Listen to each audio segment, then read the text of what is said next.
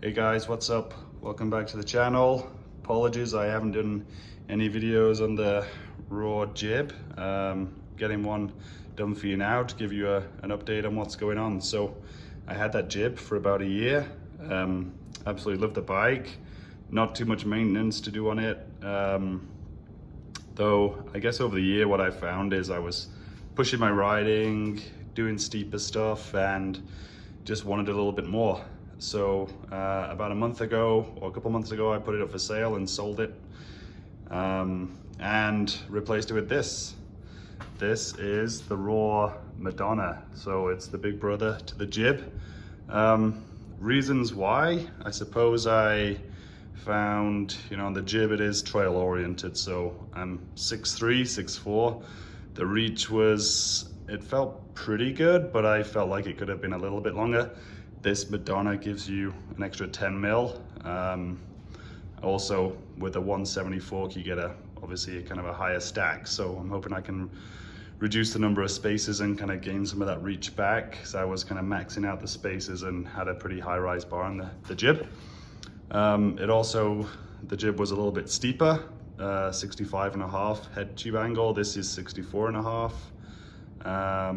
Yeah, also you get an even steeper effective seat tube with the Madonna. I think realistically it might end up being the same after the two things kind of sag out. This one's obviously going to sag with a little bit more sag than the Jibb, just due to it having 160 versus 135 travel. But still really enjoying the steep seat tube on these things.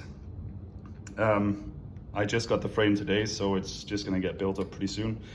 So for the shock, I guess one more update on the Jibb with the shock. I did have a formula mod. That one had an issue with the squeak when it was locked out on the just kind of initial start of the travel. So that got warranted. I went back to Alba distribution for them to work on it, but it came back with the same issue. So I got a new one that actually had a different issue, the second shock I got, and showed a bit of rubbing actually between the spring and the piston. So I actually upgraded, talked to RAAW and upgraded to a Fox DHX2 and sold the frame with a brand new Fox DHX2. So this bike, I also have, here's the care package, and I also have the same, the Fox DHX2. 550 pound spring, and I went with the Rocker 65 on this bike.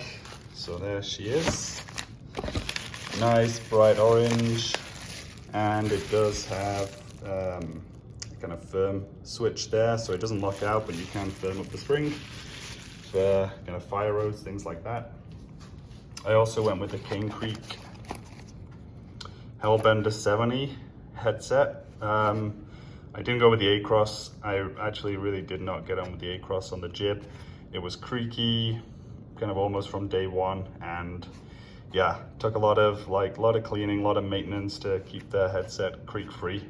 So I decided to kind of spend a little more and go with a higher quality product. If I'd have kept the Jibb, I would have probably upgraded the headset on that pretty quickly or put an angle set in it.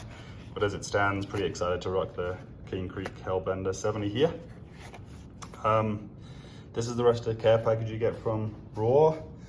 So some ball cage mounts just for the cable guiding, a little welcome package, some instructions for assembly of the frame and kind of maintenance of it. The same for the shock, I think, somewhere down here. Fox maintenance manual. You also get the protective film for the frame, so just a kind of few localized pieces of 3M tape that RAAW provide there for you to stick on yourself. I did get a derailleur hanger. Hopefully you can see it here through the light, silhouetted. So one other thing I had with RAAW, I guess, they have all the spare parts on the site, which is incredible and easy to find things and source things, but the shipping from Germany is expensive. I think it's 25 euro for whatever you get shipped, even if it's pretty small. So I'd recommend combining shipping when buying the frame or when getting spares. That's that spare part. Here's some hardware for mounting the shock, stickers, and some zip ties. that's pretty much what you get. The new Madonna frame, I don't think is too different to the Jibb in terms of aesthetic. This new one has, obviously it's Madonna printed on the top here. It does have a little V2.2 logo here. This is the latest and greatest. It has this kind of nice hydroformed tube here for the seat tube. Welding is all pretty high quality here. Fairly happy with how it all looks. I just got the bottom bracket installed. And the finish is, yeah, same as the Jibb, like super high end.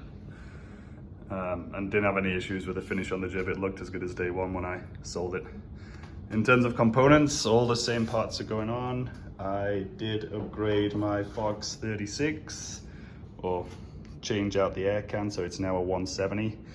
Fox 36, I was gonna bump to the 38 for this one, but this is a much cheaper option, just to kind of put the 170 air shaft in the Fox 36 chassis. This is the 22 Performance Elite, but it does have the factory lowers, so I do have the bleed ports on the back there. And yeah, super excited to get this thing built up. It's gonna be the kind of no-nonsense build again, SRAM GX, Code RSCs, Fox 36, one-up dropper.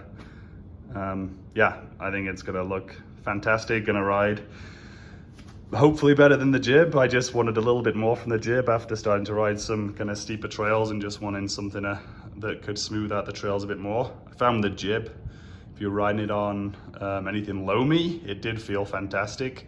But when things got rough and you were going pretty fast, then you did find the limits of that 135mm rear suspension pretty quickly. So I'm hoping with the 160 that's a lot smoother. And then, yeah, depending on how I like the fork and what I start riding, you can actually bump up to a 180 fork if that's your thing, but I want to keep it 170 for a lot of the trail riding I do here. I think the 180 is probably a bit more bike park oriented. So yeah, if you have any questions, feel free to message on YouTube. I can talk you through it, any kind of particulars, any kind of maintenance things that I've done or that I've found. Yeah, actually one more thing before I go. This has got the updated dropout. So I did have a few issues in my rear wheel coming unlocked a little bit, or loosening over kind of rides, just with the kind of through axle, but with the tightening on like a little DT Swiss handle. This one has changed, so it's a lot stiffer now, and should lock together those sides a lot better. And also I noticed on the